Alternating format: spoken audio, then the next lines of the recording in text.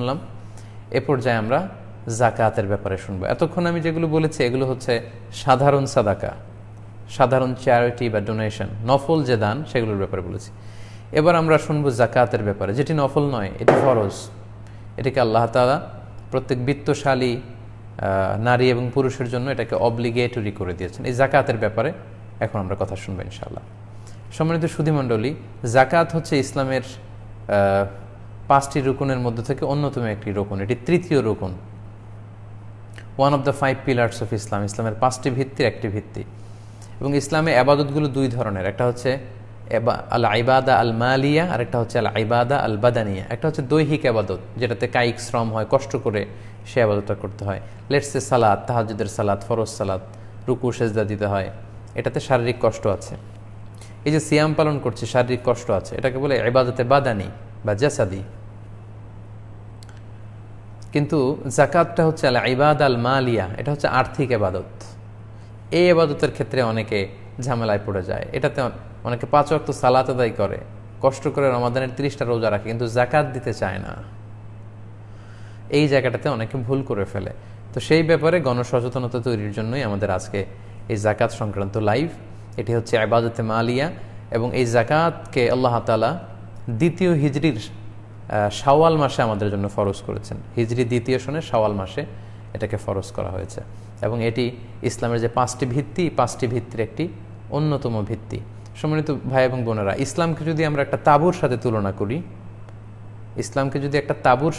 করি, তাহলে জাকাত হচ্ছে এই তাঁবুর মাঝখানের খুঁটি। কথাটা একটু খেয়াল করে বুঝতে হবে। আমি আবারও বলছি, ইসলামকে যদি আমরা একটি টেন্ট বা তাঁবুর সাথে তুলনা করি, তাহলে জাকাত হচ্ছে এই তাঁবুর মাঝখানের খুঁটি। কোনো একটা তাঁবুর চারদিকে 4টা খুঁটি দিয়ে মাঝখানের খুঁটিটি না দিলে যেমনি তাঁবুটি উঁচু হয় না, তেমনি জাকাত কেন্দ্রিক অর্থব্যবস্থা বা জাকাত ভিত্তিক অর্থব্যবস্থা যদি আমাদের মধ্যে না থাকে, মুসলমানরা প্র্যাকটিস না করে, তাহলে মুসলমানরাও সামাজিকভাবে মাথা উঁচু করে দাঁড়াতে পারে না। জাকাত যদি হয় মাঝখানের খুঁটি একটা তাঁবুর, তাহলে মাঝখানের খুঁটি না দিলে যেমনি তাঁবুটি উঁচু হয় না, তেমনি জাকাত ভিত্তিক অর্থব্যবস্থা গঠন না করলে মুসলমানরাও সামাজিকভাবে গোটা বিশ্বে মাথা উঁচু করে দাঁড়াতে পারবে না। আমাদের অনেকে যারা বিত্তশালী আছেন, সম্পদশালী আছেন, জাকাতকে একটা বার্ডেন মনে করে এটা একটা বোঝা। আসলে এটা বোঝা না, এটা সামাজিক ভারসাম্য রক্ষার জন্য আল্লাহ তাআলা ফরজ করেছেন। এটা একটা সোশ্যাল সিকিউরিটি নেট, একটা সামাজিক নিরাপত্তা বলয়। ইসলাম চায় সবার হাতে টাকা থাক, সবাই সুখে শান্তিতে থাক। কাইলা ইয়াকুনা দুলাতান বাইনাল আগনিয়া মিনকুম, সম্পদ তোমাদের মধ্যে থেকে যারা বিত্তশালী তাদের হাতে যাতে কুক্ষিগত না হয়, এজন্যই আল্লাহ তাআলা জাকাতের মতো এরকম চমৎকার বিধানটি আমাদের জন্য ফরজ করেছেন। ইসলাম এটা চায় না যে রাস্তার এক পাশে থাকবে 5 তলা, আরেক পাশে গাছতলা। এটা ইসলাম কখনো চায় না। ইসলাম চায় না যে শহরের এক পাশে 7 স্টার হোটেল থাকবে, 5 স্টার হোটেল থাকবে, 5 তারকা হোটেল, যেখানে খাদ্য, আনন্দ, এন্টারটেইনমেন্ট, সুখ, বিত্ত, বৈভবের ছড়াছড়ি, আর এই শহরেরই আরেক পাশে বস্তির ভেতরে দুমড়ে মুচড়ে কেঁদে একজন লোক অনাহারে দিন কাটাবে। এটা ইসলাম চায় না। বরং ইসলাম চায় সম্পদের তারল্য গোটা সমাজের সবার কাছে যেন পৌঁছে যায়। এজন্য ইসলাম জাকাতটাকে খুব বেশি গুরুত্ব দিয়েছে। এবং কালামুল্লাহ মাজিদে ইন্ডিভিজুয়ালি 86 বার, 86 টাইমস, 86 বার এই জাকাতের কথা আল্লাহ তাআলা উল্লেখ করেছেন। আর সালাতের সাথে মানে নামাজের সাথে যুক্ত করে 29 বার উল্লেখ করেছেন। নানাভাবে আল্লাহ তাআলা এই জাকাতের কথা বলেছেন। কোথাও আল্লাহ বলেছেন আকামাস সালাহ ওয়া আতাজ যাকাত, তারা নামাজ কায়েম করে জাকাত দেয়। কোথাও বলেছেন ইউকিমুনা সলাতা ওয়া ইউতুনা যাকাত, বিশ্বাসীরা তারা সালাত কায়েম করে জাকাত দেয়। কোথাও বলেছেন আকামুস সলাতা ওয়া আতাউজ যাকাত। নানাভাবে, নানা ফর্মে আল্লাহ তাআলা এই জাকাতের কথা কিন্তু উল্লেখ করেছেন। এবং সম্মানিত দিনী ভাই এবং বোনেরা, মজার ব্যাপার হচ্ছে জাকাত কিন্তু শুধু আমাদের উপরই ফরজ নয়, আমাদের আগে যত নবী ছিল, যত উম্মত ছিল, সবার উপরে কিন্তু আল্লাহ তাআলা এই জাকাতকে ফরজ করে দিয়েছিলেন। আমরা যদি বর্তমান পৃথিবীতে অন্যান্য ধর্মের দিকে তাকাই, তাহলে দেখব হিন্দু ধর্মে তারাও কিন্তু ডোনেশনের ব্যাপারে উদ্বুদ্ধ করে। আমরা যদি বৌদ্ধ ধর্ম দেখি, বুদ্ধিস্টরাও কিন্তু চ্যারিটি করে। তার মানে বর্তমান পৃথিবীতে যত ধর্ম আছে সব ধর্মই চ্যারিটি করা, দানের ব্যাপারে উৎসাহ দিয়েছে। কিন্তু ইসলাম এক্ষেত্রে অনন্য, অসাধারণ, ইউনিক, কমপ্লিটলি ইউনিক। ইসলাম শুধু দানকে উদ্বুদ্ধই করেনি, ইসলাম শুধু দানের ব্যাপারে উৎসাহিতই করেনি, বরং ইসলাম এটাকে ফরজ করে দিয়েছে বিত্তশালীদের জন্য। যারা ধনী তাদেরকে শুধু উৎসাহিত করেনি, তাদেরকে 2.5%, তাদের সম্পদের 2.5% দান করা প্রতি বছর, এটাকে ওয়াজিব করে দিয়ে, ফরজ করে দিয়েছে, অব্লিগেটরি। তাই আমাদের মনে রাখতে হবে যাকাত কিন্তু গরিবের প্রতি করুণা নয়। যারা যাকাত দিচ্ছেন তারা গরিবদের প্রতি করুণা করছেন, দয়া দেখাচ্ছেন, বিষয়টা এমন না। এটা গরিবদের হক। আল্লাহ বলছেন ওফি আমওয়ালিহিম হাক্কুন লিসাইলি ওয়াল মাহরুম। আর বিত্তশালীদের সম্পদে, ধনীদের সম্পদে গরিবদের অধিকার রয়েছে, যেটাকে রাইটস বলে, হিউম্যান রাইটস, উইমেন রাইটস। এরকম যাকাতটা হচ্ছে, এটা হচ্ছে poor peoples right, vulnerable peoples right. সমাজে যারা সুবিধা বঞ্চিত, গরিব দুস্থ, এটা তাদের অধিকার, এটা তাদের প্রতি দয়া নয়। আমি যাকাত দিয়ে আমি কোনো দয়া গরিবকে দেখাচ্ছি না, বরং গরিব লোকটি যাকাত নিয়ে আমার প্রতি দয়া দেখিয়ে গিয়েছে। এর কারণ আমার যাকাত দেয়া ফরজ, এটা আমাকে দিতেই হবে। এটা না দিলে আমি শাস্তির সম্মুখীন হব, আল্লাহ সুপ্রিম কোর্টের কাঠগড়ায় আমি আসামি হিসেবে দাঁড়াবো। কিন্তু একজন গরিবের জন্য যাকাত নেয়া কিন্তু ফরজ নয়। সে চাইলে যাকাত নিতেও পারে, যাকাতের টাকা না নিয়ে কষ্টেও দিনাতিপাত করতে পারে। তার মানে আমি যাকাত দিয়ে তার প্রতি করুণা করছি না, বরং সে আমার কাছ থেকে যাকাত নিয়ে সে আমাকে হেল্প করে যাচ্ছে, আমাকে বাঁচাচ্ছে, সে আমার দায় মুক্তি ঘটাচ্ছে সে। কারণ এটা দিতে না পারলে আমি কিন্তু দায় থেকে মুক্ত হচ্ছি না। তাই আমার প্রিয় বিত্তশালী ভাই এবং বোনেরা যারা আছেন, আমরা যেন কখনো এটা মনে না করি যে যাকাত দিয়ে আমরা করুণা করছি না। এটা অব্লিগেটরি, আমাদের ফরজ কাজটুকুন আমরা করছি। এই জন্য সুরানে তিরমিজির একটি হাদিসে আল্লাহ রাসূল সাল্লাল্লাহু আলাইহি ওয়াসাল্লাম বলেছেন, ইযা আদাইতা যাকাতা মালিক ফাকাদ কাদাইতা মা আলাইক। যখন তুমি যাকাত দিলে তখন তুমি করুণা করোনি, বরং তোমার উপর যেটা অবধারিত ছিল তুমি সেটাই করেছো। এবং ইসলামের এই যাকাতের সিস্টেম, এটা রাষ্ট্রীয়ভাবে উত্তোলনের কথা, অর্থাৎ গভর্নমেন্ট এই যাকাতকে কালেক্ট করবে এবং যারা গরিব পুর সিটিজেন আছে তাদের মধ্যে বিতরণ করবে। সহিহ বুখারীর বর্ণনা যে তুখাযু মিন আগনিয়াইহিম ওয়া তুরাদ্দু আলা ফুকারাইহিম। It will be taken from the richer section of the society and it will be distributed to the poor people, the vulnerable people of the society. এটা মুসলিম সমাজের ধনীদের থেকে উত্তোলন করা হবে এবং গরিবদের মধ্যে বিতরণ করে দেয়া হবে, যাতে করে সমাজে দারিদ্র্য বিমোচন হয়ে যায়, খাদ্যের অভাবে, টাকার অভাবে কেউ যাতে আর কখনো কষ্ট না পায়। অর্থাৎ এই অর্থের তারল্য, এই লিকুইডিটি যাতে সবার হাতে হাতে থাকে, সবাই মিলে যাতে একটা সুখী সমৃদ্ধ দেশ এবং সমাজ গড়ে তুলতে পারে। এবং আমরা কিন্তু দেখেছি এটার সুফল। আমরা যদি ওমরে ফারুক রাদিয়াল্লাহু তাআলা আনহুর সময়কালের দিকে তাকাই, ওসমান যুন নূরাইনের সময়কালের দিকে তাকাই, আমরা পঞ্চম খলিফা ওমর ইবনে আব্দুল আজিজের সময়কালে যদি তাকাই, যাকাতের সঠিক এবং সুষ্ঠু ব্যবহারের মাধ্যমে ওনারা এমন ওয়েলফেয়ার স্টেট গঠন করেছিলেন যে জাকাতের টাকা দেয়ার মতো লোক ছিল না। মক্কা মদিনাতে অন্যান্য গভর্নররা জাকাতের টাকা যখন পাঠাতো তখন ওনারা হিমশিম খেয়ে যেতেন যে এই জাকাতের টাকা কোথায় দিবে। মক্কায় মদিনায় এই দুইটি বড় শহরে জাকাত নেয়ার মতো একজন লোক নেই, জাকাতের টাকা রিসিভ করার মতো একজন লোক ছিল না। এবং আমাদের প্রিয় মাতৃভূমি বাংলাদেশকে আমরা অনেকে গরিব দেশ বলি বা নিম্ন আয়ের একটা দেশ বলি। আমাদের দেশেও যে পরিমাণে বিত্তশালীরা আছেন, বিজনেস ম্যাগনেটরা আছেন বা সিআইপিরা আছেন, তারা সবাই যদি সঠিক পদ্ধতিতে ইসলামের দেখানো যে গাইডলাইন সেই পদ্ধতিতে যদি জাকাত দেওয়া হতো এবং সেন্ট্রালি গভর্নমেন্ট যদি এই জাকাত সঠিকভাবে কালেক্ট করে সঠিকভাবে ডিস্ট্রিবিউশন করতো, তাহলে বাংলাদেশে কোনো গরিব থাকতো না। আমাদের বাংলাদেশের দারিদ্র্য মোচন করে আমরা মিয়ানমারে কিছু জাকাতের টাকা পাঠাতে পারতাম, মিয়ানমারের মুসলমানদের জন্য। ইন্ডিয়ার কয়েকটা স্টেটকে আমরা দারিদ্র্যমুক্ত করতে পারতাম এই জাকাতের টাকা দিয়ে। কিন্তু সেইভাবে কিন্তু জাকাত উত্তোলন বা জাকাত ডিস্ট্রিবিউশনের যে ডায়নামিজম সেটা কিন্তু আমরা দেখতে পাচ্ছি না। এবং কোনো ইসলামী দল যদি ক্ষমতায় যেতে পারে, তাদেরকেও আল্লাহ তাআলা 4টি মূলনীতি বা 4 দফা মূলনীতি বেঁধে দিয়েছেন। আল্লাহ তাআলা বলছেন, ওয়াল্লাযীনা ইম্মাক্কান্নাহুম ফিল আরদি আকামুস সালাতা ওয়া আতাউজ যাকাতা ওয়া আমারু বিল মা'রুফি ওয়া নাহাউ আনিল মুনকার ওয়ালিল্লাহি আকিবাতুল উমুর। যারা ক্ষমতার চেয়ারে বসবে তারা 4 দফা মূলনীতি নিয়ে কাজ করে যাবে। প্রথমে তারা সালাত কায়েমের ব্যবস্থা করবে রাষ্ট্রীয়ভাবে, তারপর তারা যাকাত আদায়ের ব্যবস্থা করবে দারিদ্র্য বিমোচনের জন্য, তারপর তারা ভালো কাজের, কল্যাণমূলক কাজের, ওয়েলফেয়ার অ্যাক্টিভিটিসের ব্যাপারে তাদের জনগণকে ইন্সপায়ার করবে এবং সবশেষে তারা অকল্যাণকর কাজ, যেটা মানুষের জন্য ক্ষতিকর, এই কাজ থেকে যাতে মানুষ বিরত থাকে সেগুলোর ব্যাপারে উদ্বুদ্ধ করবে। তো এভাবে ইসলাম কিন্তু আমাদেরকে জাকাতের ব্যাপারে গুরুত্ব আরোপ করেছেন। পাশাপাশি কোরআনের বিভিন্ন জায়গায় আমরা যখন বিশ্বাসীদের গুণাবলীর কথা পড়ি, যে বিশ্বাসীদের গুণাবলী কেমন, সেখানে কিন্তু আল্লাহ তাআলা বিভিন্ন জায়গায় বলেছেন যে ওয়াল্লাযীনা হুম লিয-যাকাতি ফাঈলুন। সূরা মুমিনুনে বিশ্বাসীদের যে গুণাবলী পাওয়া যায়, সেখানে আল্লাহ বলছেন বিশ্বাসীরা তারা তাদের উপর যখন জাকাত ফরজ হয় তারা এই জাকাতকে তারা আদায় করে, এই জাকাত প্রদানে তারা গরিমসি করে না। তাই সম্মানিত দিনী ভাই এবং বোনেরা, আল্লাহ তাআলা আমাদের যাদেরকে তার বিশেষ নেয়ামতে বিত্তশালী বানিয়েছে, সম্পদশালী বানিয়েছে, সলভেন্ট বানিয়েছে, আমরা যেন আমাদের এই ফরজ জাকাতটুকু অত্যন্ত গুরুত্বের সাথে আদায় করি। এ পর্যায়ে আমরা জানব যাদের উপরে আল্লাহ তাআলা জাকাত ফরজ করেছেন, জাকাত ফরজ হওয়ার পরেও যারা এই জাকাত আদায় করেনি তাদের ব্যাপারে ইসলাম কি বলে, তাদের ব্যাপারে কোনো শাস্তির ঘোষণা আছে কিনা সে ব্যাপারে আমরা শুনব।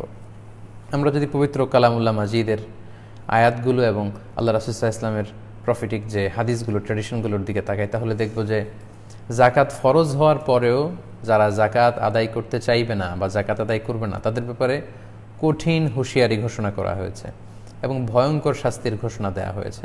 সূরা তাওবার 34 নম্বর আয়াতে আল্লাহ তাআলা এই ব্যাপারে জাকাত যারা আদায় করবে না তাদের শাস্তির ব্যাপারে সুস্পষ্ট ঘোষণা দিয়েছেন। আল্লাহ বলছেন ওয়াল্লাযীনা ইয়াকনিজুনা আয-যাহাবা ওয়াল ফিদ্দাতা ওয়ালা ইউনফিকুনাহা ফি সাবিলিল্লাহি ফাবাশশিরহুম বিআযাবিন আলীম।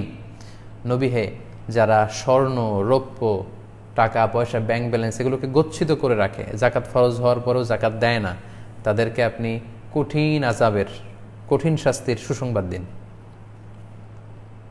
শাস্তির আসলে সুসংবাদ হয় না, শাস্তির হয় দুঃসংবাদ। কিন্তু এখানে সুসংবাদ বলে আল্লাহ তাআলা শাস্তিটা যে খুব ভয়ঙ্কর হবে এবং যারা আদায় করলো না তারা যে অনেক বড় পাপ কাজ করলো, এই বিষয়টা বোঝানোর জন্য বললেন তাদেরকে সুসংবাদ দেন যে এমন কঠিন শাস্তি দেয়া হবে যেটা তারা কল্পনাও করতে পারবে না। ইয়াউমা ইউহমা আলাইহা ফি নারি জাহান্নাম ফাতুকুয়া বিহা জিবাহুহুম ওয়া জুনুবুহুম ওয়া যুহুরুহুম হাযা মা কানাসতুম লিআনফুসিকুম ফাযুকু মা কুনতুম তাকনিজুন। তারপরের আয়াতেই সূরা তাওবার 35 নম্বর আয়াতে আল্লাহ বললেন সেদিন যে সম্পদগুলো তারা জমিয়ে রেখেছিল এগুলোকে আগুনে পোড়ানো হবে, আগুনে পুড়িয়ে এগুলো দিয়ে যারা জাকাত দেয়নি তাদের কপালে দগ্ধ করা হবে, তাদের পাজরে দুই পাশে দগ্ধ করা হবে, তাদের পিঠে ছেঁকা দেয়া হবে। এই সম্পদগুলোকে বিশাল লোহার খুন্তি বানিয়ে কপালে, পাজরে, পিঠে তাদেরকে ছেঁকা দেওয়া হবে। আর তাদেরকে বলা হবে হাযা মা কানাসতুম লিআনফুসিকুম, এই তো তোমাদের সম্পদগুলো যেগুলো তোমরা নিজেদের জন্য গচ্ছিত রেখেছিলে। ফাযুকু মা কুনতুম তাকনিজুন, এখন যেগুলো জমা করে রেখেছিলে এগুলো স্বাদ, যেহেতু খাওয়ার জন্যই তোমরা রেখেছিলে, আজকে এগুলো স্বাদ তোমরা খাও, এগুলো তোমরা ভক্ষণ করো। এভাবে ভয়ঙ্কর শাস্তি কিন্তু যারা জাকাত দেয়নি তাদেরকে দেয়া হবে। সূরা আলে ইমরানের মধ্যে আল্লাহ তাআলা বলছেন সাইয়ুতাওয়াকুনা মা বাখিলু বিহি ইয়াউমাল কিয়ামাহ, যারা জাকাত দেওয়ার ক্ষেত্রে গরিমসি করেছে, কৃপণতা করেছে, ওই জাকাতের সম্পদগুলোকে লোহার বেড়ি বানিয়ে তাদের গলায় পড়া হবে ইয়াউমাল কিয়ামা, এবং সেই লোহার বেড়ি কিয়ামতের মাঠেই তার গলার মধ্যে পরিয়ে তাকে টানা হেঁচড়া করা হবে। সম্মানিত দিনী ভাই এবং বোনেরা, পৃথিবীতে যত পাপ আমরা করব এই সকল পাপের শাস্তি কিন্তু দেয়া হবে জাহান্নামে ঢুকিয়ে।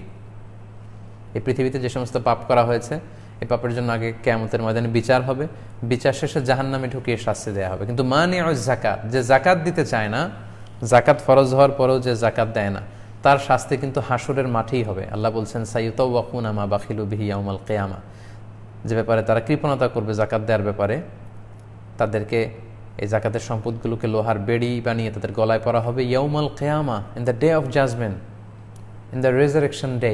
কিয়ামতের দিনই তাকে গলায় বেড়ি পড়ানো হবে, লক্ষ মানুষের সামনে গলায় বেড়ি পড়িয়ে আল্লাহ তাকে অপমান করবেন। আচ্ছা, একটু খেয়াল করে ভাবুন তো, যে লোকটাকে জাকাত না দেওয়ার কারণে লক্ষ মানুষের সামনে লোহার বেড়ি পড়িয়ে টানা হেঁচড়া করে অপমান করা হবে, তাহলে এই লোকটার নামাজ কি কাজে লাগলো, তার রোজা কি কাজে লাগলো, তার হজ কি কাজে লাগলো? উনি যে তাহাজ্জুদের সালাত আদায় করতেন রাতে উঠে, তাই এই তাহাজ্জুদ তার কি কাজে লাগলো? যদি এই জাকাত আদায় না করার কারণে কিয়ামতের ময়দানে লক্ষ মানুষের সামনে তাকে এইভাবে অপমানিত হতে হয়, ইনসাল্টেড হতে হয়, তাহলে তার নামাজ, রোজা, তার হজ, তার তাহাজ্জুদ, তার জিকির কোনো কাজেই তো লাগলো না। সে তো সবার সামনে মানে অপদস্থ এবং অপমানিত হয়ে ছাড়লো। তাই সম্মানিত শুধু যাদেরকে আল্লাহ তাআলা আমাদেরকে বিত্তশালী করেছেন, আমরা যেন এই শাস্তির ভয়ে আল্লাহর রাস্তায় জাকাতগুলো দিয়ে দেই। পাশাপাশি সহিহ বুখারীতে এসেছে যে যারা সম্পদকে গচ্ছিত করে রাখবে, জাকাত দিবে না, এই পুরো সম্পদগুলোকে কিয়ামতের ময়দানে সুজা আন আখরা, টেকো সাপ, ভেনোমাস সাপ, বোল্ড হেডেড, যেই সাপের মাথায় কোনো চুল থাকবে না। সাপ যখন ছোবল ধরে, সাপের মাথায়ও কিছু পশম থাকে, কিন্তু যেই সাপগুলো খুব বেশি ভেনোমাস, খুবই বিষাক্ত, বিষের তীব্রতায় ওই সাপের মাথায় কোনো পশম বা চুল থাকে না। আল্লাহর হাবিব সাল্লাল্লাহু আলাইহি ওয়াসাল্লাম বললেন, তোমরা যারা সম্পদ গচ্ছিত রেখেছিলে এগুলোকে কিয়ামতের ময়দানে সেই বিষাক্ত সাপের রূপ দেওয়া হবে। যারা যাকাত আদায় করেনি তাদের পা থেকে পেঁচাতে পেঁচাতে সারা শরীরে ওই সাপ পেঁচিয়ে তাদের দুই চোয়ালে, মুখের দুই পাশে এসে ছোবল মারতে থাকবে আর বলতে থাকবে, আনা মালুক, আনা কানজুক, আমি তোমার সম্পদ, আমি তোমার গচ্ছিত ধন সম্পত্তি, আমাকে ভোগ করার জন্য রেখে দিয়েছিলে, আজকে আমাকে ভোগ করো, আজকে আমাকে খাও। এভাবে যারা জাকাত ফরজ হওয়ার পরেও জাকাত আদায় করবে না তাদেরকে কিয়ামতের ময়দানে আল্লাহ তাআলা শাস্তির ব্যবস্থা করবেন। আমরা এই পৃথিবীতেও যদি একটু খেয়াল করি তাহলে কারুনের ঘটনাকে আমরা ঐতিহাসিকভাবে এখানে উপস্থাপনা করতে পারি। কারুন ছিল বনি ইসরায়েলের সবচাইতে ধনাঢ্য ব্যক্তিদের একজন, এবং তিনি ছিলেন সম্পর্কের দিক থেকে মুসা আলাইহিস সালামের কাজিন, চাচাতো ভাই। তো মুসা আলাইহিস সালাম কারুনকে অনেকবার জাকাতের আদেশ করেছে যে, কারণ তুমি, আল্লাহ তাআলা এই সম্পদ তোমাকে দিয়েছে, তুমি জাকাত দাও। কিন্তু কারুন অস্বীকার করে বলল, ইন্নামা উতীতুহু আলা ইলমিন ইনদি, আমি আমার বুদ্ধি, বিবেচনা, জ্ঞান আর ইন্টেলেক্টকে কাজে লাগিয়ে এই সম্পদ উপার্জন করেছি, আমি কোনো জাকাত টাকাত এগুলো কিছু দিব না। মুসা আলাইহিস সালাম বারবার রিমাইন্ডার দেওয়ার পরেও যখন সে শুনেনি, তখন মুসা আলাইহিস সালাম কারণকে বলল, তাহলে তুমি আল্লাহর পক্ষ থেকে আযাবের অপেক্ষায় থাকো। ঠিকই আল্লাহ তাআলা আযাব পাঠালেন। আল্লাহ বললেন, ফাখাসাফনা বিহি ওয়া বিদারিহিল আরদ, সূরা কাসাস আজও সাক্ষী। আল্লাহ বলছেন, ফাখাসাফনা বিহি ওয়া বিদারিহিল আরদ ওয়া মা কানা লাহু মিন ফিআতি ইয়ানসুরুনাহু মিন দুনিল্লাহ ওয়া মা কানা মিনাল মুনতাসিরিন। আমি কারুনকে তার সমুদয় সম্পদ সহ জামিনে দাবিয়ে দিলাম। এবং সহিহ বুখারীতে এসেছে যে কারুন তার সব সম্পদ সহ প্রতিদিন 1 বিঘত করে আন্ডারগ্রাউন্ডে যেতেই থাকবে up to the day of judgement, কিয়ামত পর্যন্ত সে নিচের দিকে যেতেই থাকবে। এবং আমি স্বচক্ষে এই কারণের এই ধ্বংসাবশেষ, এই জায়গায়, ভয়ঙ্কর জায়গায়, এই লোকেশন আমি দেখে এসেছি। মিশরের রাজধানী কায়রো থেকে প্রায় 100 মাইল দূরে আল ফাইয়ুম নামে একটি জেলা আছে মিশরের, সে জেলাতে কিন্তু কারণের এই ধ্বংসাবশেষ গোটা বিশ্বের যত ধনী ব্যক্তিরা আছে, বিত্তশালী যারা জাকাত আদায় করছে না, তাদের জন্য ইতিহাসের সাক্ষী হয়ে কিন্তু ঠায় দাঁড়িয়ে আছে ওই জায়গায়। তাই এগুলো যদি আমরা খেয়াল করি তাহলে দেখব যে কতটা ভয়ঙ্কর শাস্তির ঘোষণা আল্লাহ তাআলা দুনিয়াতেও তো কারণের শাস্তির মাধ্যমে আমাদেরকে চাক্ষুষ দেখালেন, পাশাপাশি আখিরাতে এই ভয়ঙ্কর শাস্তিগুলো কিন্তু আল্লাহ তাআলা আমাদের জন্য জমা রেখেছেন। সম্মানিত সুধী, আলোচনা করতে করতে আমরা একেবারে শেষ পর্যায়ে চলে এসেছি। আমি বলেছিলাম যে আজকে আমরা 5টি বিষয় নিয়ে কথা বলবো। আমরা জাকাত আদায় না করলে কি শাস্তি, সেটিও জেনে ফেললাম। এ পর্যায়ে আমরা জানার চেষ্টা করব জাকাত আদায়ের খাতসমূহ। আমরা যে জাকাত, আমাদের ফরজ হলে আমরা যে জাকাত আদায় করব, আমরা চাইলে যে কাউকে এবং যে কোনো খাতে কিন্তু আমরা এই জাকাতের টাকা দিতে পারি না। জাকাত প্রদানের বা বন্টনের সুস্পষ্ট সুনির্ধারিত, কোরআন কর্তৃক সুনির্ধারিত কিছু খাত রয়েছে, এবং এই খাতগুলোর সংখ্যা হচ্ছে 8টি। আমরা এখন জাকাত আদায়ের এই খাতের ব্যাপারে শুনব। সূরাতুত তাওবার 60 নম্বর আয়াতে আল্লাহ খুব সুস্পষ্টভাবে জাকাত আদায়ের খাতগুলো বর্ণনা করেছেন। আল্লাহ বলছেন, ইন্নামা সাদাকাতু লিল ফুকারাই ওয়াল মাসাকিনি ওয়াল আমিলিনা আলাইহা ওয়াল মুআল্লাফাতি কুলুবুহুম ওয়া ফির রিকাবি ওয়াল গারিমিনা ওয়া ফি সাবিলিল্লাহি ওয়া ইবনিস সাবিল ফরিদাতাম মিনাল্লাহ ওয়াল্লাহু আলিমুন হাকিম। আল্লাহ তাআলা বলছেন যে জাকাত সবাইকে দেয়া যাবে না, জাকাত 8টি খাতে দেয়া যাবে কেবলমাত্র। সে 8টি খাতের প্রথম খাতটি কি? প্রথম খাত হচ্ছে ইন্নামা সাদাকাতু লিল ফুকারা, জাকাত ফকিরদেরকে দেয়া যাবে 1 নম্বর। 2 নম্বর হচ্ছে ওয়াল মাসাকিন, মিসকিনদেরকে দেয়া যাবে। ফকির এবং মিসকিন এরাই হচ্ছে জাকাত দেওয়ার প্রাইমারি খাত, এরাই মূলত বেশি হকদার, ফকির এবং মিসকিন, এদেরকে জাকাত দিতে হবে। এখন ফকির এবং মিসকিন কারা? ইমাম আল আযম আবু হানিফার মতে, ইমাম আযম আবু হানিফা রাহিমাহুল্লাহ, ওনার মতে ফকির হচ্ছে মান লাহু শাই, যার সামান্য কিছু আছে কিন্তু এতে তার চলে না, তারা হচ্ছে ফকির। আর মিসকিন হচ্ছে মান লাইসা লাহু শাই, যার কিছুই নাই, একেবারে নিঃস্ব, কোনো কিছুই নাই। তাহলে এই ফকির এবং মিসকিন তাদেরকে আমরা জাকাত দিতে পারবো। তাহলে আমরা ইমাম আল আযম আবু হানিফা রাহিমাহুল্লাহর ভাষ্য অনুযায়ী জানতে পারলাম ফকির হচ্ছে মান লাহু শাই, যার সামান্য কিছু আছে কিন্তু এটা দিয়ে তার চলে না, তার যে বেসিক নিডস এগুলো কিন্তু সে ফুলফিল করতে পারে না, যেমন তার অন্ন, বস্ত্র, বাসস্থান, চিকিৎসা, শিক্ষা, এই যে বেসিক নিডস আছে একজন মানুষের অ্যাজ এ হিউম্যান বিং, এগুলো আমাদের বেসিক নিডস। তো ফকির হচ্ছে যার সামান্য কিছু আছে কিন্তু তার খাবারের টাকা পুরোপুরি হয় না, তার থাকার মতো ভালো কোনো ঘর নেই, তার চিকিৎসার জন্য টাকা নেই, তার গায়ে দেওয়ার মতো ভালো জামা নেই, কিংবা তার ছেলে মেয়ে পড়াশোনা করবে সেজন্য তার পর্যাপ্ত টাকা পয়সা নেই, এই জাতীয় লোক তারা হচ্ছে ফকির। সামান্য কিছু আছে কিন্তু তার চলে না, তাদেরকে আমরা যাকাত দিতে পারবো। 2 নম্বর হচ্ছে মিসকিন, যার কিছুই নেই, একেবারে নিঃস্ব। রাস্তায় আমরা দেখি ভব ঘুরে মানুষের কাছে চেয়ে বেড়ায়, ঘর নেই, বাড়ি নেই, কিচ্ছু নেই, ছন্ন ছাড়া, সুবিধাবঞ্চিত মানুষ, পথ শিশু, এরা হচ্ছে মিসকিন, এদেরকে আমরা দিতে পারবো। 3 নম্বর হচ্ছে ওয়াল আমিলিন আলাইহা।